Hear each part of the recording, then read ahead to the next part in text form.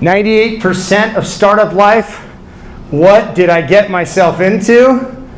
I can't believe I started this company. We're totally going to fail. We're doomed. That's like 98% of startup life day to day. It may not sound sexy, but does that sound like something you felt a few times before? All right. 2%, I'm like visionary. I'm going to turn this into a $1 trillion company. I feel like amazing bucks. Everything is working out. This is so awesome. I can't believe the team we've assembled. That's like the 2%, right? 2%. All right, so one of the things I think that makes a huge difference in this experience to try to be in that 2% mode more often is to take the feedback that those around you give you, those that know, your advisors, the market, before the market hands it to you, because we know that the market is not very friendly. The market doesn't care. The market is impartial, absolutely impartial. So today we're going to do something very different here at Who's Got My Money. For those of you guys that have the opportunity to be part of the Fusion 42 community, which is online, we do sessions every single week online and pitch events like Pitch Kung Fu on Thursdays to get you ready to be market ready and raise ready. And this requires huge amounts of feedback. If you want feedback in 2 years when you realize you needed to be doing something different for the last 2 years, that's up to you. But if you'd like to be getting it now, then we have something very special for you with that. Today we're going to do something a little different. You guys know I don't really like to rely on notes very much and not a lot of reading, but I'm going to ask for your forgiveness a little bit because today the founders that have been in the trenches building, they will be your teacher. The founders from the community from all over the world have sent us their feedback on what they've been learning in their founder journey and what they've been experiencing as part of the Fusion 42 process, whether it's in Telegram, in the danger room, getting their pitches, with feedback, or whether it's Pitch Kung Fu, or whether they're showing up in all the fundraising fluency sessions that we have. So they're going to be the ones sharing. I'm going to quickly share what some of those have said from overseas or from in other parts of the country, and then we're going to have some of our favorite Vegas founders come and share with you. Does that sound exciting? Yeah. All right. They get to be the star of the show, which is how it should be. All right. So I wrote a couple of tweets that I thought might be a good way for us to kind of lead into today. I said, tight and efficient feedback loops are the make or break for leadership and the survival of your venture and even for living well. To go on with that, feedback is what keeps you in the game, glued to the market's wants and the buying of your product. You can't win without it. That's why you must gather early client feedback in the hundreds or thousands before you build. Sell before you build, like we covered last session. So get used to asking for feedback daily and also make sure to ask for feedback about yourself. All right, before we jump in, our first founder from Las Vegas, Mr. Enrique, come on up here very quickly. I know you've got something to share. You're going to hold both of these microphones. I know that's a little awkward. All right. You're going to tell us very briefly what you learned just recently, because you're a newcomer here, both to Tech Alley and to Fusion. Yeah, it's my second time here, and like he said, like Kurt said, it's really important to sell before you build and just validate that there is going to be product market fit, and that you have a good strategy on how to sell and who you're going to sell to, and really understand that, because maybe you think your market's super big, but maybe it's actually smaller than you think. And it's important to know that before you spend all your time and go the wrong direction. This may not sound like a big realization, guys, but it sounds like it was a big one for you. Yeah, it just has us double checking things before we Right. I can't stress this enough, guys. There are founders in here that have raised a couple $1 million and realized that they never validated the product. This is not where you want to be. So absolutely don't make that mistake. Thank you so much, Mr. Enrique, and we're glad to hear that your startup is doing well and well into revenue. Okay, now we're going to jump into Mr. Bill from CarePoint Solutions. I'm going to read this as quickly as I can. Fusion, in my experience, is a goldmine for SaaS founders. My participation has advanced my knowledge relative to every aspect of my company's business and go-to-market plan. The main lessons are how fundraising is all about investing in relationships. Building a scalable business in a community of founders is more fun, efficient, and effective. Giving other founders feedback is as instructive for them as it is for you. That's interesting, isn't it? Fusion's fundraising curriculum not only provides feedback and guidance, but a data-driven process to develop and refine each of the essential elements to ensure successful funding and market readiness. A company's go-to-market strategy is critical for funding success. Go-to-market before GTF, go-to fundraising strategy. Investors don't want your funding learning curve. This is really good. But rather your scale-up plan. Investors don't want your fund your learning curve, but rather to fund your scale-up plan. Fundraising is a marketing campaign. I've said many times, fundraising is a marketing exercise. Get used to it. If you can't sell, you'll never, ever get clients. You'll never, ever fundraise, and you will certainly not enroll a team from other Fortune 500 companies that are competing that have a lot more money. You must be able to sell. It requires dedicated time, resources, and commitment. Seeing funders in action, putting myself in their shoes, and gaining insights into their thought processes has been incredibly instructive. Fusion has been the Sherpa when it comes to providing a deep dive into the complex fundraising ecosystem. I'm learning now how best to navigate towards the likely funders for my company's mission, industry, and business stage. This is somebody that's exited before, guys. Super important. Fusion has provided valuable access to expert framers, which are the service industry experts in between the founders and the funders that have all the guidance and knowledge to help you build your startup. This includes subject matter experts in pitching, product development, AI integration. Guys, I can't stress enough, if you don't think that AI's changed the world already, you're not getting it.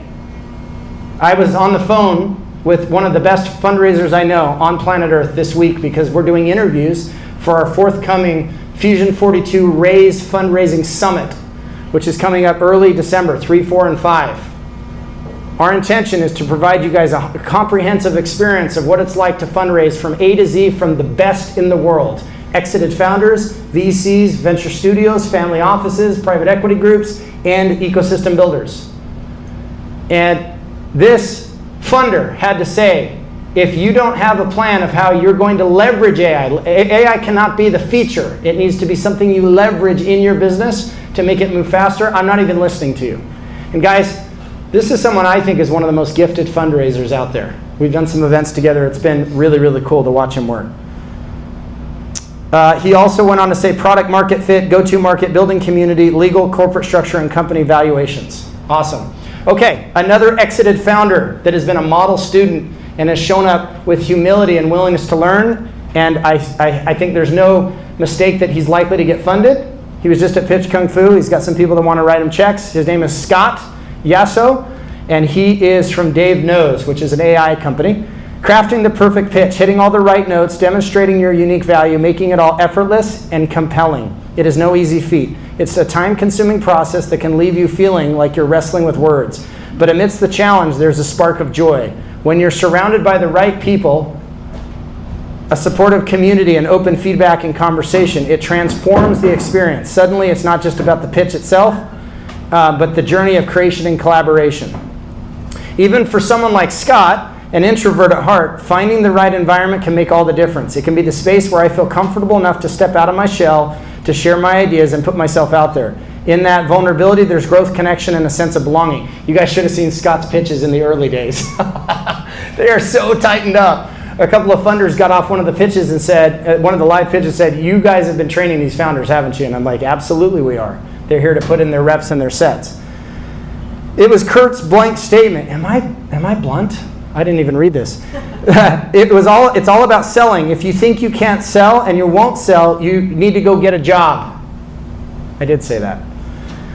And that jolted me awake. It triggered a complete 180-degree turn in my perspective. Now I enhanced the power of my selling myself, my ideas, and my passions. It was a newfound confidence that allowed me to convince my co-founder to join me on this journey, and now we're ready to sell our vision to the world. Selling isn't just about convincing customers to buy your product. It's about securing investment, inspiring your team, and building a community around your brand, your GTC, your go-to community strategy. Most don't have that. It's a multifaceted skill, and it's one that can be learned and mastered, starting by focusing on one area, whether it's a customer acquisition, investor relations, or team building, and the experiment until you find what works. Then leverage the insights to expand selling your prowess into other areas. Guys, I cannot wait for you guys to hear these interviews that we've been doing. They are so good. We have the best funders on earth. We've got people from Malaysia, We've got people funding the Latin American ecosystem down in Mexico and Brazil and Colombia. We have folks from the Kingdom of Saudi Arabia. The list just goes on and on and on that are getting it done day in and day out, whether they're a founder or whether they're an investor. Remember, your go-to market strategy isn't about selling to everyone. Take notes on this one. It's about identifying a niche, a group that's large enough to sustain your business, but not so broad that your message gets lost in the noise. As they say, selling to everyone is selling to no one. And finally, always think like an investor. If you wouldn't invest in yourself and your idea, why would anybody else? Scrutinize your business plan, challenge your assumptions, and make sure that you're building something truly valuable. Guys, can I say something on this? I was interviewing my buddy Kevin, who's a solo VC, and he's halfway around the world. This is an American that's in a very distant land, and he said that he's scared to give most founders the feedback on themselves. How many of you guys would allow a VC that knows what they're doing to give you some insight into what might be holding you back personally? This isn't just about your venture. It's going to feel personal because it's about you. And he said, I don't feel like I can do that most of the time. And I said to him, for a founder that understands that feedback is the name of the game, this might be the thing that determines the success of your life and your venture, period. Getting some feedback. You don't have to agree with all of it. It doesn't all have to be true. You could look at it and say, what part of this is true?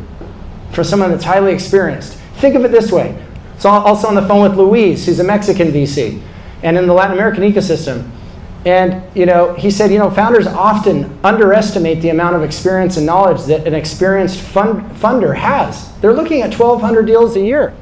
Have you looked at 100 deals a month that are quality? Do you think it's possible that the funders might actually have your best interest at heart? That especially if they're not investing in you, they might give you some feedback. And maybe the feedback you need to hear is you're not going to make it. If you believe that that's true, you should stop. If you believe that that could be true, but you're not going to let it stop you, you're going to do the work to get ready. I've got a very, very good friend that happens to be in the house today, and we are so blessed to have him in our presence. Mr. Eric Harris, can you please come up here? All right. Eric is going to tell us very quickly what he's up to, and then he's going to give us a little bit of feedback of what he's learned on his journey, not all of it necessarily from the work he's been doing with us. This man's a leader. This man understands building ecosystem. We had the great opportunity to do a bunch of venture house stuff together in the last year, which has been a ton of fun. And now he's building a venture and just got back from China, I think. I did. Okay. Yeah. So let it rip. In short, the biggest thing I can say that I've learned is keep moving. It's one step before the next one step at a time. And a lot of times it's hard to see what is ahead, and a lot of times we look too far ahead instead of looking at the next step we have to take. I just got back from Asia. I did a 3-country tour. Also went and had manufacturers that I was working with, brought 2 products back. So really excited about that. Actually, last week, got back from the VA and Paralyzed Veterans of America, that association. They're both interested. One of the groups wanted to put an order in, but realized there's some red tape and paperwork they have to do. So that was a good mark for me because I wanted to do pre-orders immediately on the product that I was working on for that. Outside of that, I also had the lucky privilege of starting a AI company up in the last 2 months.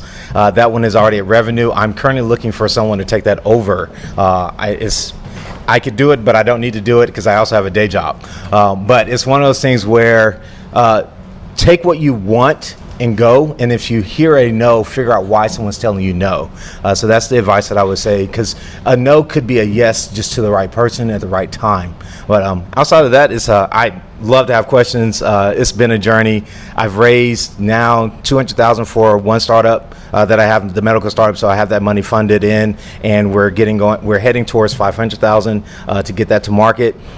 So I'm really excited about that. And like I said, the AI company itself is already at revenue. We have 6 paying customers and enterprise customer as well, and that one's scaling up fast. I'm managing that plus a couple other developers. So it's fun to just kind of learn and grow. AI is changing. If you have not touched, you do not play with it at least once or twice a week, I'm sorry. You should probably not be here. There's a channel in the Telegram group for Fusion where we have experts teaching it. We even have sessions where we build live in AI doing demos. You guys absolutely love it. Not only is he a brother, but Eric is a product manager. If you guys don't understand the importance of that inside of a startup, he does that for a Fortune 25. Yeah. So they're very high level. He is also an angel investor, real estate investor, and building multiple startups. So yeah, funders get funding too. It's very interesting. So he's going to hang out with us on stage and give some feedback while we're having folks. Dominic, Mr. Dominic, please come up here and grab the microphone from Eric, if you would be so kind. All right. And it's been really fun to watch Eric do his thing. I'll just say one other thing. For those of you that only want to be in the room with funders, that's wrong. You should want to be in the room with really talented individuals. Think of them as if they're athletes. Would you not want to be around other really talented athletes? That's who Eric is. We don't always agree on everything, but we respect the living crap out of each other. And it's been really, really fun to get to know him and to have him come out from Orange County. So my suggestion to you is get to know people like Eric.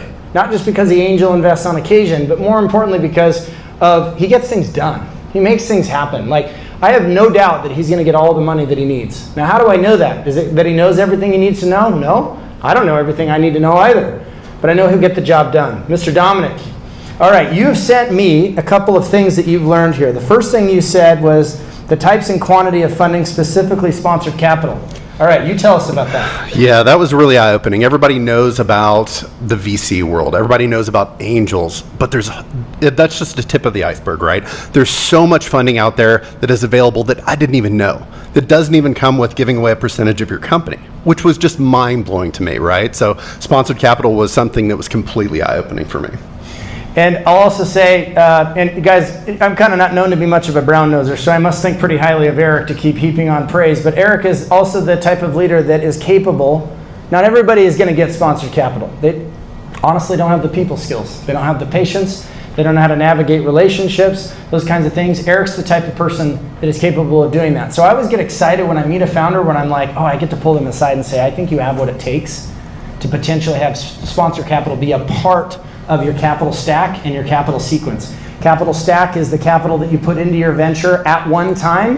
One investor is not coming to save your company. If you look at the big boys and girls, what they do when they're fundraising, usually it's multiple investors and different capital types that are stacked into your venture at one time. And then capital sequence is the daisy chain of relationships and resources over time.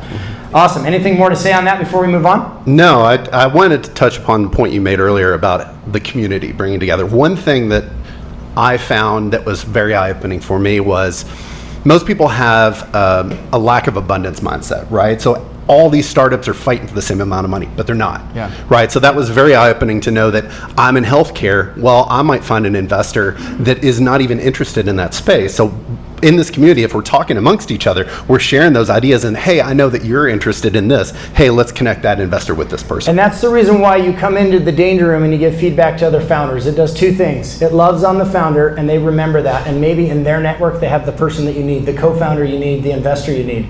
Number two, you get to sit in the perspective, in the view of what investors are thinking when they're looking at your startup, and you must understand that. By the way, also, you want to hang out with Eric. He comes into the startup validation channel and some of the other channels. Just be ready for some direct feedback, but we've talked about how feedback is everything here. Okay, moving on. Different types of funders have different expectations. Absolutely. So one thing that was eye-opening for me was the discussion you had where you might be talking with a founder that would have given you sponsored capital. No strings attached, right? Zero equity given away. And then all of a sudden you're having that conversation to say, well, I'd give you 10% for this. And now that switch is flipped. Reptilian brain is on. Yeah, and now they're saying, okay, well now this is a deal that I have to make as an investor versus they were really willing to write you a check without strings attached. This is the reason why we do sessions where we do traditional and alternative tracks so that you can kind of compartmentalize it in your brain. Like, hey, I'm doing a traditional raise, I'm going after traditional funders. And then over here on the side, I'm also always available and open and building relationships for sponsored capital or for the future. And you're going to see in the sessions at the fundraising conference how often founders were really smart and started building the relationships with the funders that would later fund them years in advance. So I would say find out what they want before you're trying to figure out what you want out of the deal. Shocker. Right? Is this how relationships work? Exactly. Absolutely. Okay. Eric, if you think you have anything to share, just kind of reach over for the mic. Okay, seasonally, investors go on vacations in the summer. Who knew? So we talk about fundraising seasons. There's 2 in the United States, and the United States pretty much rules the world with capital and will for the foreseeable future.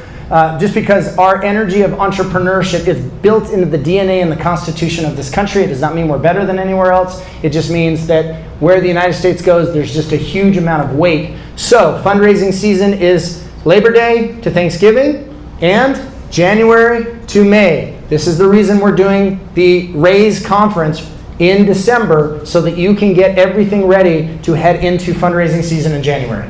Absolutely, yeah. You can be hustling around the clock, but if you don't have anybody to talk to, that's the time to prepare for when those seasons do actually come around. Right. The market has a lot to do with what investors are willing or won't do. Is it currently a startup or investor friendly? Is it currently a startup or investor friendly? Right, yeah. So for a long time, people were interested in safes. That's because the market was dictating that. Founders had all the power. Well, as soon as that power shifts, now the investor has more information available to them, and maybe they don't want to take a safe. So you have to kind of read the room, if you will. Also, it's regional. I know that for some of my startups, I was out in Kentucky and none of them had even heard of a safe before. So I was going out there pitching, and I was using a different language than they even understood. So you have to kind of read the room and the market. So what he's alluding to is this idea that there's cycles to money. We just went through a 15-year high where money was cheap in the United States, and that meant all kinds of things got funded that wouldn't get funded right now. It also means that when things are high, that means that it tends, when money's cheap, founders have the slight upper hand because the money is more available. When the money is not as available, it shifts to the investors having the upper hand. So 2 agreements, just to kind of put this juxtaposition into cement for you. A convertible note tends to favor the investor and protections for the investor. A SAFE agreement, which if you don't know what that is, go Google it and look it up, or we can tell you in Fusion what it means, is basically a convertible note to a degree, but it is pro the founder, and it does not protect the investor hardly at all. And so an investor has to really want to invest with you, or they just are very comfortable with safes and maybe they do a bunch of angel deals. Eric? Yeah, I was going to say on that with the cycles and money, money is a tool, and it's a tool in your toolbox for traction. So as you look at what type of money you need, who you're talking to, and how you're going to get it, the thing, like you said earlier, was what can you do for them? How's this going to benefit them more than is you? Approach it from that perspective. It will allow you to shift and understand the stacking of capital and how you leverage that with the relationships as you're learning that. Don't go take 1 or 2 terms. I'm going to go do a safe because that's what I heard. It may not be good for your business, and it may be bad for the industry that you're after as well. So look at what predecessors have done before you when it comes to money. They're raising and how they've done it as well. Community is hugely important for that. I should have brought the slide that we had from one of our Trillions calls. I think it was the problem fit call, actually, where I gave you a roadmap of what it actually looks like to manage all this. If this starts to sound like a lot, that's the reason why we have Fusion. We got you. We understand that you're juggling a bunch of balls. Okay, lastly, you said have GTM, go-to market, and product fit. Investors don't want you experimenting with their money. So I should probably give a little bit of backstory about my history. So I've had 4 successful acquisitions. I've had bootstraps, and I've had one that I had a single angel investor that wrote me $1.5 million. We didn't have product market fit. We basically blew through a lot of money to find that, right? So that's a lesson you can't unlearn, right? So he was very kind, he understood, and it was very friendly money, but I should have had the go-to-market strategy. We should have already had the market fit, and like what you said, go and sell it before you even actually take problem fit over product market fit. Yeah. There's a diagram that we have in Fusion I can send you guys that shows you the average product market fit usually is found in about 2 years. You don't have 2 years. You don't have 2 years, okay? And product market fit is when you're going to scale the company. I don't want to hear scale come out of your lips if you're under a couple $1 million in revenue. That's not real scale, not in the big boys and girls world of startups, right? So there's this thing called problem fit. You need to fall in love with the problem, not the solution you're building. The solution you're building can be variable. Whatever it takes to serve the client is what we build because they'll pay for it. Problem fit is something you must find in the first 30, 60, 90 days. If you're still working on the same thing and you don't have traction in the first 90 days, you need to make a shift. Most founders do not get problem fit the first time out of the gate. which is the reason we harp on you to do 100 or 1,000 client conversations. Sell before you build. Like we talked about with the Dell example with Michael Dell last time, right? The whole example was their whole business model. They wrote it up on the board, said, we're going to build computers, we're going to sell them. Really simple, really elegant. Then Michael realized, wait a minute, we got this wrong. We're going to sell computers, then we're going to build them. Once we get the order, once we know what the product is, once the audience and the client tells us what they're willing to buy, we'll build that. Sounds simple, but it's what made it a multi-billion-dollar company. Absolutely. Thank you so much, Dominic. Mr. James. All right, Mr. James from JewelFit. Mr. James from JewelFit. Okay, first thing you said, Mr. James, is it's all about relationship. About 3 years ago, I had a Series A that didn't open. After that event happened, I realized that I needed to build my network. So for the next 18 months, I attended over 160 events in Las Vegas and online. And if you guys had met me in the past, you would probably figure out that I was ready to throw up on you as soon as I met you and tell you everything about JewelFit and our robotic fitness. But I've since learned that I want to find out about you. I read Dale Carnegie, How to Win Friends and Influence People, about 20 years ago. It's the second best-selling book of all time, other than the Bible. Yeah. And it's probably one of the best books for every type of relationship. So now, if you meet me at any event and you don't ask about what I'm doing, I will find out about what you're doing, and you won't even hear about JewelFit. And just because that relationship is such an important piece of it. And, you know, to be honest with you, it's made my life so much more enjoyable. The founders and the funders in this community, a lot of them don't have anything to do with JewelFit, but now I've got all of these relationships, and it brings a lot of value to my life daily. Absolutely. For any and all obstacles, please refer to number 1, relationships. Awesome. You guys never know who you're talking to. You never know, if you don't make a good impression on Eric, he's going to decide, because he has very trusted relationships, not to open up his network to you. Because he doesn't have to. It's not that he's not a good guy. It's that he has to protect both sides, right? Things like that. Product market fit comes before product development if possible. So we're going to call that problem fit. Problem fit comes before product development if possible. How do you know what to build if you haven't gone and gotten feedback from the customers that are going to pay the bills yet? How does that work? I know as founders, we're so excited, and I know Eric's going to have something to say about this because he's a product manager. So, in short, if you don't spend time with the people that you're trying to actually give a solution to, you won't know the problem. It's the simplest thing, but it goes back to relationship. Develop a relationship with your potential customers, and you'll find out what the problems are. The AI company that I have, the reason why we are on the traction we have now is because we just simply solved the problem. I set out to solve a problem for a friend, not to build a company. And that's the other issue. I will say this. Most startups are trying to build businesses, not solve a problem. Solve the problem, and the business is a matter of scaling that problem solution to other people. So I'm glad we got that on recording. Did you hear the last thing he said? Super, super key. Your thoughts on that? Product market fit in what I'm doing. There's 40 years of history of what's out there. We do an abbreviated workout where I replace your 6 hours that we should be spending in the gym each week with 2 15-minute sessions. There is currently $260 million in revenue in that space. We've added the technology on top of that. So we kind of took the Tesla version. There's been cars forever. He basically improved on the car. We're putting technology on equipment and a workout that's been around for 50 years. How many of you guys know what GTM actually means? Most people think it means marketing, and yes, marketing is the most important part of go-to-market. But go-to-market, and this is what James had to say, GTM starts at day 1 and continues forever.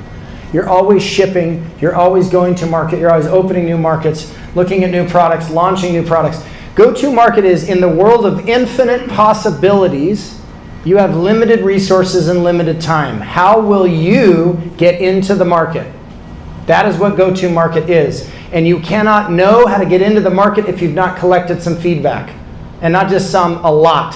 Now, it's a tough thing because you're being told by individuals what they want, but there is also the vision of the entrepreneur, the gut, the instinct of building something that maybe they don't even know that they want. But you have to be careful not to drink too much of your own Kool-Aid too. That's something that's really important because we're not all Henry Ford, where everybody would have told them they wanted a horse and buggy. Horse and buggy. Okay, VC, venture capital, has less than 4% of all money that flows into startups. How many of you guys know that? How many of that, like I'm hearing a lot of wows in the audience. I gave myself a big wow 3 years ago. When I started seeing this, I was like, what? Okay, what's your thoughts on this? Before I met this group and got involved in this, I believed that the only possible way to start a business was with VC. We had previously raised $1.3 million from an institutional investor, and from that point forward, I thought that was it. Recently, this may not go as far as I want it to go, but at one of the events, a gentleman approached me and said, "You're the guy that does the fitness. Let's go to your house." He came to my house. He became a very good friend of mine, and one of his companies underwrites bonds. So we're going through that process right now. There's a potential that I may get funded without giving up equity to VC. And this is at a Venture House event here in Vegas during F1 last year, and this is someone you wouldn't think of as an investor. They're an athlete. They're a superstar in their industry, very well known. A whole movie's been made about them that you guys all know, a Will Ferrell movie that's quite entertaining. Also on this topic, guys, let's make a distinction between venture capital and the capital that flows into venture. Two very different numbers. Venture capital is a small number compared to the amount of money that flows into venture backdoor, okay? I'll give you an example. When somebody writes you a sponsored capital check, they're the check writer, and they're not asking for equity, they're not asking for any debt or a loan. That is not venture capital money.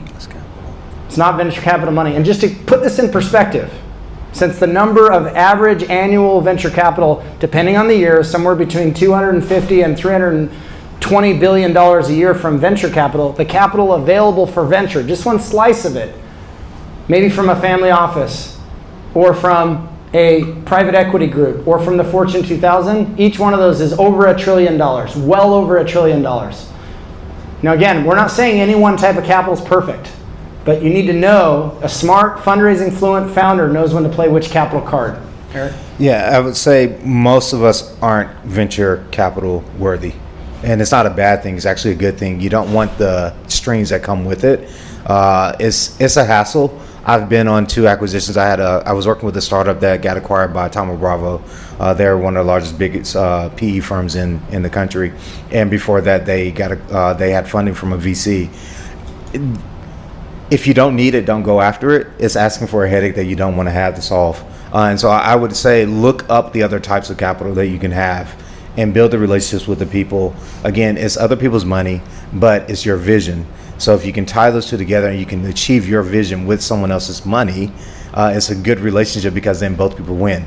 So just kind of think about it from the relationship, and it's not always about what you can do for them as much as what you can do with them as well. And that relationship key. What I'm doing right now with my startup really quickly is I'm very selective of who I would even take money from. I've self-funded most of it myself. I do have some capital that came in, but very careful. Right now, no equity. I still own 100% of the company, and that's because of the relationships. They want to see me succeed, but they also know what I'm going to do when I succeed and how I'm going to roll that back into the community. And so those are very important things as you do. It's not just let me get the money, let me get a check. It's who are you going to write the check, because they're going to come with you from the ride, and they can also deter you or keep you from achieving the things you actually want to do and growing the business as well. So be smart about who you take money from, if you do take any money at all. Guys, you're not going to find all the capital if you go look it up. I can promise you that.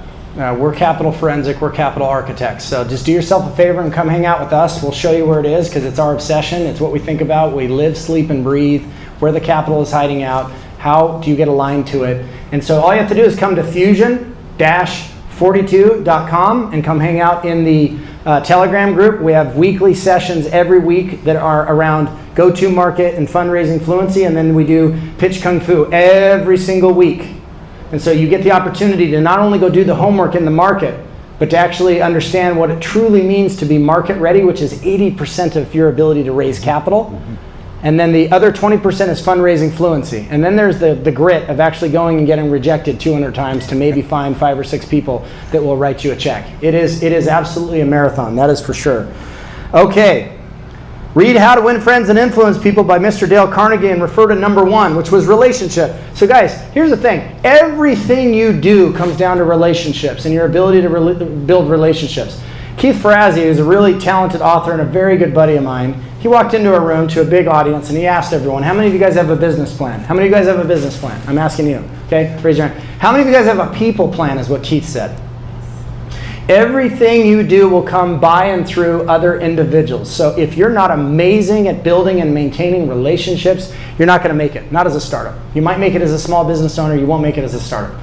Because startups move at lightning pace. It's like sprints inside of a larger marathon. It's all about the team. Your thoughts on that? Yeah, I have a very small team at this moment. I've got a couple of contractors that will come on board. But what I've done is gone out, and basically most of them have approached me. I've got a board of advisors to cover every possibility in my business and very successful individuals. So as I go through this, every single person I meet is a potential customer, or that's one person away from someone to fund the business. So everything is about that relationship.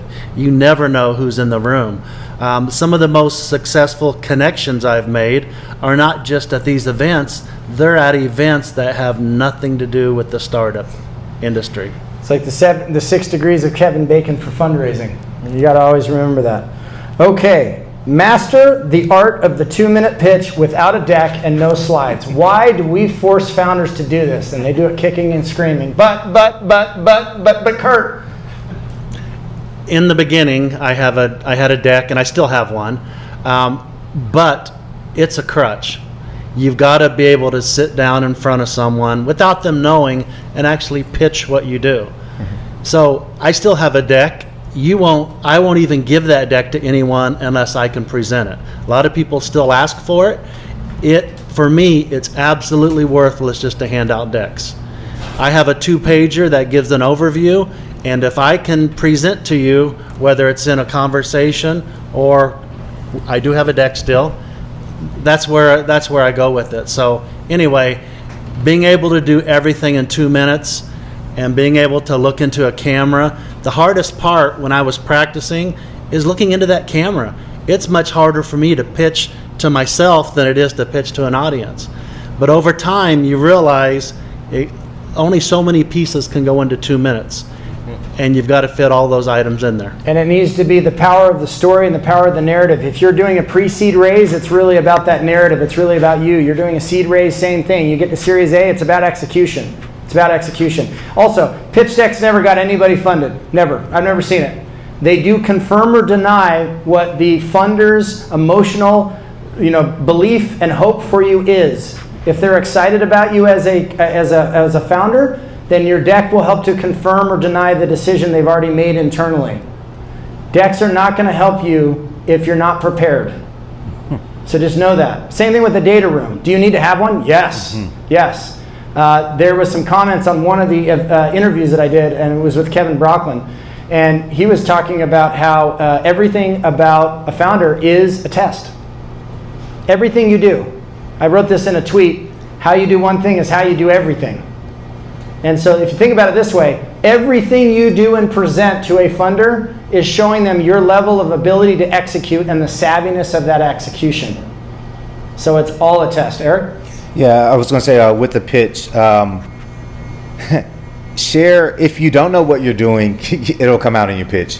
It really will. But the other thing is, don't think of it as I need to word vomit everything to the person. You just share who you are, what you're doing, and your passion. It is literally that simple. And if you can distill it down, the other thing that James said, and I would say James did it. There are several other people I will call out. He's sitting there looking at me now. Practice. These relationships, having these conversations, going to pitch kung fu, etc. is practice. Why do you want to practice? Because it helps you, and then the feedback, it helps you to get through the I think I'm good, and to get, this is sounding better. This is actually what I needed to say. This is what I need to say to the right person at the right time. This is how I needed to say that. And you hear other people and how they're presenting their information as well. So it helps you to tweak. That didn't sound right when they said that. I understood their stat, but it didn't land well. How do I actually improve that for myself? That's what a lot of this happens when you do it in community. And that's why building in public. I'm still a little adverse to that myself. But it is important to build in public and build with those that are around you, because people will come around. They'll help you out. People do want to help you out. And if you're open to the feedback, that is another telltale sign of a good founder, but more importantly, a good person. Open to the feedback, because that learning will help you be in front of the right person at the right time as well. Yeah, another thing, guys, is the danger room is there for a reason. If you're not in the danger room pitching your startup once a week, you're not doing it right. You need to get as many reps in as possible. And it's not just about, do you have the perfect pitch? It's, did you do the homework to have a pitch that's super compelling? And I mean, did you do the data collection feedback work? That's super, super key. All right, you said never stop working on yourself. And then you said two other things that I thought really demonstrated a lot of leadership. You said, I am the reason we are not funded and not growing. I want to say that again. James is saying, I am the reason we are not funded and not growing. And then he went on to say, my team is the reason we are funded and growing and successful. Do you see that? How he took personal responsibility as the leader? Guys, I cannot tell you how many times I've seen this. We're building a funding platform to automate the fundraising process. We have an AI engine from scratch that will pair and match as an engine. It never even comes to a founder's mind that they might be the reason they're not funded. It blows my mind. It's just unbelievable. I can't even wrap my head around it. Like, okay, so I guess all the other startups that got there, it was just all an accident. It was, And I do think that luck and serendipity and synchronicity is a huge part of this. But guys, the future belongs to those that are willing to take huge amounts of feedback and do very hard things. If you can do hard things, you basically own the world. Because very few of you, statistically speaking, including people in this room, are willing to do hard things for a long period of time. And that's what you're signing up to be as a founder. James, can you tell us why you said these things? Yes. We all have stories. I had a previous founder. There was a big split that happened. But at the end of the day, I am the person who's responsible for not reaching this next level of funding. For me, that's very difficult because you can always find outside excuses for not raising. I've turned around multi-$300 million companies. I've built assembly lines for 20 years. You notice I'm older than most founders. I've done all this stuff. I believe I have all the pieces to run any business. Fundraising has been my weakness. Now, as I'm learning. We will get funded. I will guarantee you that we're in this for the long haul. And then on the other side of this, right now, not raising is my fault. Now, when we start having all these success, when we start opening, my goal is 10,000 locations in 10 years. Never been done before. It'll be the team that gets us there. Because when we start putting those people in place, that's the most important thing of all of this, is the team that gets you to the final result. Yeah, was it Truman that said it's remarkable what you can get done when you don't care who gets credit? But it is always important for the founder, the head, to lead by example. Okay, we're going to move on. Thank you so much, Mr. James. Did you have something you wanted to say real quick, Eric? Alicia is coming up. I have a follow-up question for James later. Okay. But the one thing that he said was thinking about like his strengths and his weaknesses. We all have strengths and weaknesses. When you understand what your weaknesses are, you learn how to find people that can complement you on those and they can help you. So he may not be the best fundraiser, but he still brought in money. And he has money and he has opportunity, he has people on his board that can do things. Finding those people that can help you do the things that you cannot do is the way that you actually succeed and get to the next level. And that's just something that you got to get beyond yourself. That's the biggest thing, is don't be the one person that keeps you from getting your dream accomplished.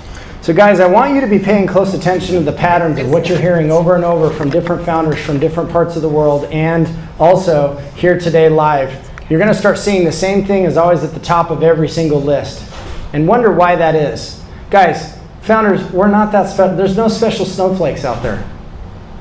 We're all human beings. We all struggle with the same basic 5 things. We think we're cool, we're not. I remember I went into a transformational training. I was sitting next to a woman, an older woman, who worked at Walmart. And I thought to myself, and it wasn't necessarily arrogance, it was just I didn't think we had much in common.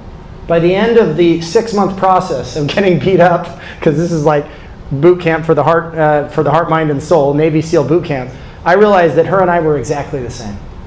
We had the same emotions, the same struggles, the same whatevers. Your funders are going through it too. We had an especially vulnerable interview yesterday with one of the VCs where he talked about how he used to think it was sexy and cool to be a VC, and now he realizes how hard it is. He's like, holy crap, I'm raising my second fund. He goes, I don't even know if I'm a good investor till I'm 7 years in. You know, because that's when you start to know, right? Okay, so Alicia here from Worldwide Love Story, top of her list, is relationships are at the heart of everything. Absolutely. And how did your time in your founder journey, and then also like just being a part of what we're all doing together at Fusion, help you to be reminded of that? Because what Fusion 42 gave me was this perspective that I didn't have before, in the sense that VCs are people too. You know what I mean? Like at one point Kurt was like, no one investor is going to solve all your problems, and like no one's coming to save you. And I didn't necessarily realize that VC, whoever funds you, is a human being that's across the table from you, that has wants, needs, concerns, has people that they need to answer to, whether it's their people in their fund or just their family. Like it was a ridiculous change in perspective. Surround yourself with people you trust who give honest feedback and earned feedback. Okay, so this was a big one for me, because I, on my journey, right, had this idea, and I was like, okay, I went and talked to a bunch of people to try and get input about what they thought I should do next. And there were some people that I went and asked that, in retrospect, I didn't necessarily respect or want their opinion. And they hadn't really earned the right to give it to me. In my opinion, they had. I put them on a pedestal, but when push came to shove, they didn't. And so one of the things that I've learned in here, and especially in Fusion 42, is that you go and you get to see all these people that have earned their chops. And we have developed, back to number one, developed these relationships over time where I go, okay, you keep showing up. I see what you've done. I actually trust and respect you, which is a different position to be in when it comes to taking people's advice. You said the depth and scope of available funding is wild.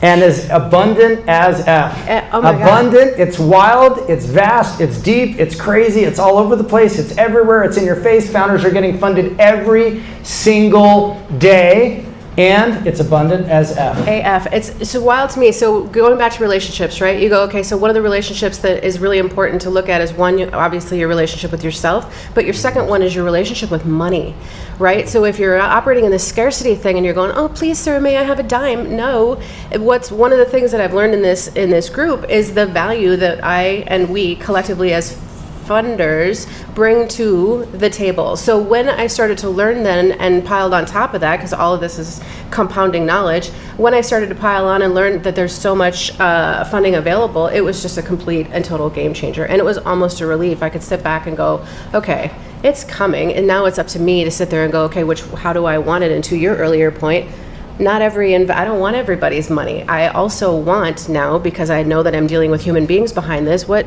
emotional, or not even emotional, intellectual capital do you bring to the table in addition to money? And now I can be a little bit more selective, because we're all in this like for the long haul. Guys, you're getting married. You're getting married to your board members. The board members you put in your startup should be people you wish you could have as a co-founder but couldn't get them. That's how you should look at board members. They need to be that good. And by the way, it's difficult to divorce them if they're not awesome. So choose very carefully. Less is more. Same thing with your investors. You're getting married. You said that the environment we've been co-creating, this is a fundraising gym for your body, mind, and spirit. Get your reps in. Get your reps in. Fundraising is one of the single hardest things that founders ever have to do, and statistically speaking, most fail, and it takes them much longer, more time and effort. You're going to see this in the interviews during the fundraising summit, how much this comes up, how the funders themselves have to go out and raise, and they're like, holy crap, this is hard. And one of them was talking about how the cycle for them is 6 years. There's certain funds that are watching them with how they do with their investments for 6 years before they'll decide if they're going to invest. You got that kind of patience, you got that kind of time. So that's the reason why it's so important, guys, that you are always moving forward and you're using the time that you do have very wisely, which is the reason why Fusion's here to help serve you. And at the same time, you have to be remarkably patient to see these outcomes, right? Transparency and collaboration are the future and foundation of fundraising. and the antidote to imposter syndrome. How many of you guys feel that? It's life-changing and legacy building. Our North Star here at Fusion is to create founder funders. A family office is someone that exited their company for $1 billion on average and now is managing all of their wealth. That's what a family office is. They're a founder funder. That is our North Star. We won't sleep until founders start to compress the amount of time it takes to get to those exits. And that's the reason we're so obsessed with everything along the chain. But guys, 80% of you guys will never get past market readiness because you think it's all about the money. You think it's all about the money. You have some thoughts on this real quick before we move on? Not right now. Okay. Stuck? Question mark. Overwhelmed? Be of service. This is bigger than you. Sometimes that's what you need when you're feeling down and out for yourself, and we'll cover that in a little bit. 42, Fusion 42 is an exercise in gratitude and perspective. Gratitude and perspective. It's always good to get other perspectives from other people. Sometimes they're right, sometimes they're wrong. But it's good to know, oh, what I said maybe didn't sound like what I thought I said, and maybe the message that was received is something different, and I've got some work to do. 100%. Okay, the channels are a living resource bank. She's referring to the independent channels inside of Telegram in the community where there are experts that are building companies in that space, some of which we help get funding.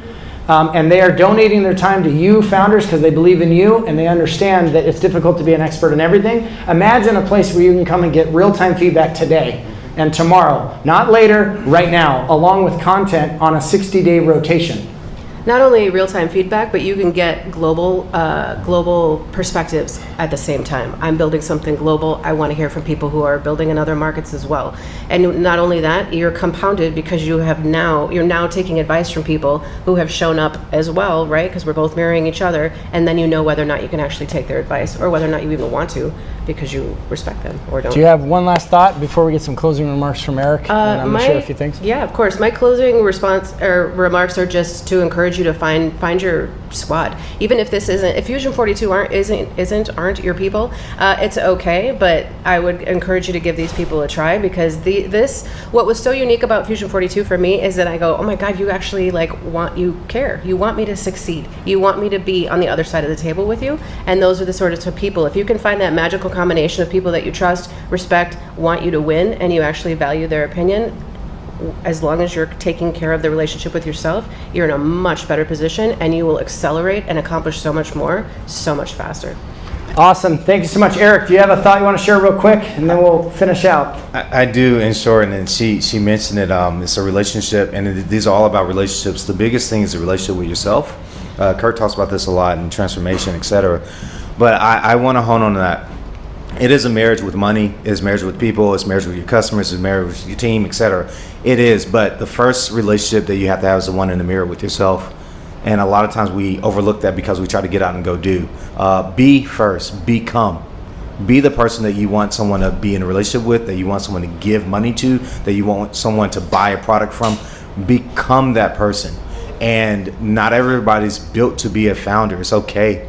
You don't have to be number one. You can be the number two. You can be the support. You can go support somebody else's vision. You can bring your vision to someone else's as well. But be is the most important thing. We try to do a lot of things. We try to have a lot of things. We forget to become the person. So that's the one thing that I would recommend. I've said this a lot of times, even in other sessions. If you are the person that is good at what you do, people will find a reason to gravitate towards you, help you, and everyone together wins. But oftentimes we aren't who we need to be, and therefore we struggle at the other things we try to do, and we don't get the things we want to have. So become the person you want to be first. Yeah, you should always be asking yourself how you get to become and what kind of founder do you get to be. This is the choice. This is where your power is. This is how you get to be an enrolling leader and enroll people along the way, attract them. Great founders get funded. Great founders figure out a way. Great founders don't stop. Great projects also attract resources. It's no mistake. I like to say, you put Elon Musk in a room, he's going to win. That's who he is. He's not going to stop. You can't stop him. Have you got that kind of resolve in the business that you're building?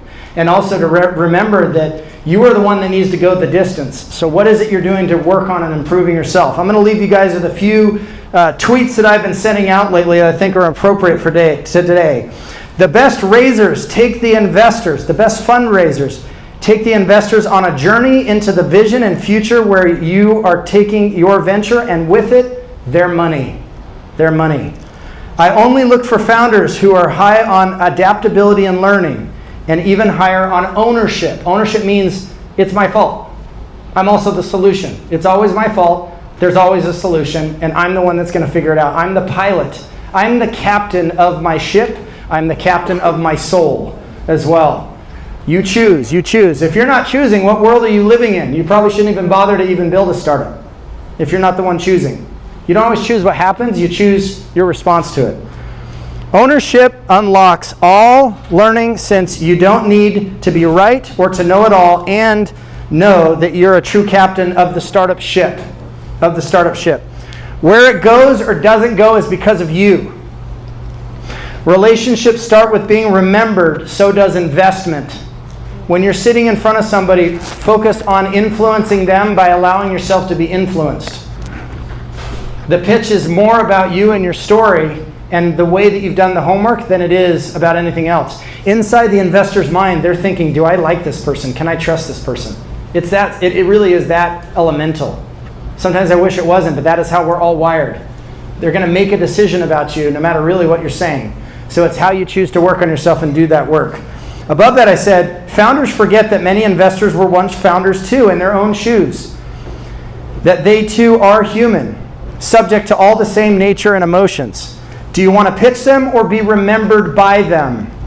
Unlocks everything, shows them who you are before what you do, always better.